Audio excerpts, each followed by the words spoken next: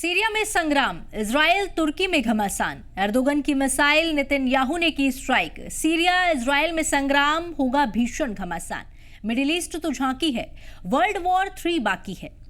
नमस्कार, मेरा नाम है प्रियंका कर्णवाल और आप देख रहे हैं जी भारत। सीरिया में बीते साल 2024 के दिसंबर में बड़े नाटकीय घटनाक्रम देखने को मिले हैं। कई दशक से सीरिया की सत्ता पर काबिज बशर अल असद परिवार को अबू मोहम्मद जुलानी के नेतृत्व में विद्रोही लड़ाकों ने देश छोड़ने पर मजबूर कर दिया था। बावजूद इसके आज भी सीरिया में विद्रोह की आग लगातार सुलग रही है। लगातार भड़कती हिंसा की वजह से सीरिया में शांति की स्थापना अब दूर की कौड़ी लगती है। वहीं इजराइल की सरकार सीरिया में अपना दबदबा बनाए रखने के लिए लगातार अमेरिकी सरकार पर दबाव बना रही है। इजराइल चाहता है कि सीरिया में दखल बना रहे ताकि मिडिल ईस्ट में होने वाली हर हलचल और मिडिल ईस्ट पर अपनी पकड़ मजबूती से बनी रहे।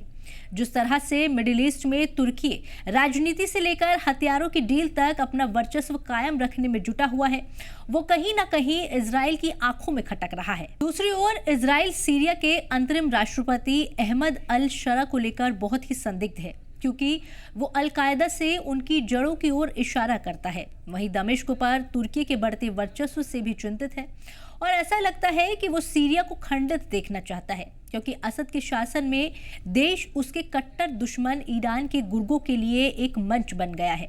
सीरिया में सत्ता बदलने के बाद हालात बदल रहे हैं।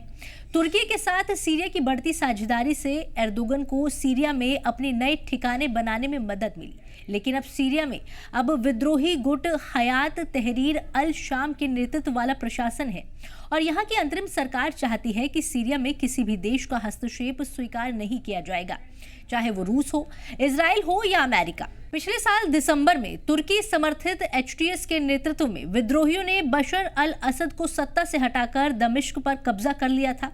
असद को भागकर रूस में शरण लेनी पड़ी थी। एचटीएस के कब्जे के तुरंत बाद इजराइल ने सीरिया के अंदर हवाई हमले शुरू कर दिए थे। शुरुआती कुछ दिनों के भीतर ही इजराइल ने 500 से ज्यादा हमले किए थे, जिसमें सीरियाई नेवी पर हमला भी शामिल था। इसके अलावा इजरायली सेना ने गोलान हाइट्स के पास बफर जोन को पार कर सीरियाई क्षेत्र पर कब्जा कर लिया था। अभी भी उच्च रणनीतिक ठिकानों पर इजरायली सेना बनी हुई है। इसी बीच तुर्की ने भी सीरिया में अपनी दिलचस्पी बढ़ाई है, जिसने इजराइल को अलर्ट कर दिया है। इजरायली सेना के ताजा हमलों को इसी से जोड़कर देखा जा रहा है। साथ ही अब जिसकी आशंका जताई जा रही थी वो अब हकीकत का रूप लेने जा रही है। आने वाले वक्त में ये तो तय है कि अब ईरान के साथ मिडिल ईस्ट का एक और देश इजराइल के निशाने पर होगा और वो कोई आम नहीं बल्कि मिडिल ईस्ट में खलीफा का ख्वाब देखने वाला तुर्की होगा। हाल के घटनाक्रमों पर नजर डालें तो अमेरिका के राष्ट्रपति ट्रंप पहले ही चेतावनी दे चुके हैं कि सीरिया में बशर अल असद को सत्ता से बेदखल करने और विद्रोही समूहों को सत्ता तक पहुंचाने के पीछे तुर्की का हाथ है और तुर्की के राष्ट्रपति एर्दोगन बहुत ही चालाक और सख्त हैं। साथ ही ट्रंप ने एक बड़ा इशारा करते हुए कहा था कि सीरिया से असद के जाने के बाद तुर्की अब अहम विदेशी ताकत बनकर उभरा है। ट्रंप के अमेरिकी सत्ता में आने के बाद ईरान के खिलाफ सख्ती बढ़ने की बात कही जा रही है और ये अमेरिका के लिए अच्छा ही है कि सीरिया में नेटो सदस्य तुर्की की पकड़ मजबूत हो गई है। लेकिन एर्दोगन नेटो के साथ उस हद तक ही रहते हैं जब तक उनके हित सुरक्षित रहते हैं, यानी एर्दोगन तुर्की के हित के लिए ईरान से टकरा सकते हैं, लेकिन अमेरिका के लिए ईरान से शायद ही दुश्मनी मोल लेंगे। कहते हैं ख्वाहिशें इंसान को तब तक सुकून की नींद नहीं सोने देती जब तक आदमी उसे पाने के लिए एक माकूल जद्दोजहद नहीं करता। कायनात का एक उसूल है, जो नामुमकिन है वही आपको हर वक्त दिखाई देगा। उसी के सपने आएंगे और उसी को पाने के लिए आप अपनी जिंदगी दांव पर लगा देंगे। यही एर्दोगन की ख्वाहिश रही है कि ऑटोमन साम्राज्य के दौरान तुर्की के आसपास के इलाकों में जितना प्रभाव था वो प्रभाव आज भी रहे। उसी सपने को पूरा करने के लिए एर्दोगन हर मुमकिन कोशिश करने के लिए तैयार हैं। दुनिया के कई मोर्चों पर विध्वंसक जंग जारी है। एक देश दूसरे देश के खिलाफ जंग की रणनीति बनाने में जुटे हुए हैं। हर ताकतवर देश दुनिया पर हुकूमत करने का ख्वाब सजाता है। उसके लिए वो किसी भी हद तक जा सकता है। उसके लिए नरसंहार अब बेहद ही आम बात हो गई है, चाहे वो रूस और यूक्रेन के संदर्भ में कही जाए या मिडिल ईस्ट में जारी इजराइल के साथ हमास, हिजबुल्लाह और अमेरिका के साथ हूती विद्रोहियों की जंग। पूरी दुनिया में जारी जंग के दौर जब चारों तरफ छल कपट, धोखा और द्वंद्व हावी हो तो कौन ईमानदारी का राग अलापना चाहता है। तो तैयार हो जाइए इस रंग बदलती दुनिया में जीने के लिए, और वो करिए जो आपको ऊंचाइयों पर ले जाए, ना ही नीचे गिरा दे, चाहे वो साम्राज्य विस्तार हो या दूसरे देश पर जबरन कब्जा करने वाली विस्तारवाद की नीति। अगर हकीकत से परे देखा जाए तो अमेरिका के राष्ट्रपति ट्रंप यही कर रहे हैं और अमेरिका और रूस शुरू से ही यही करते आए हैं। ऐसे में तुर्की क्या चाहता है? एर्दोगन को कौन सा ख्वाब सोने नहीं देता, ये मायने नहीं रखता, बल्कि आपको ये बात दिमाग में रखनी चाहिए कि तुर्की के पास ऑटोमन साम्राज्य की विरासत है।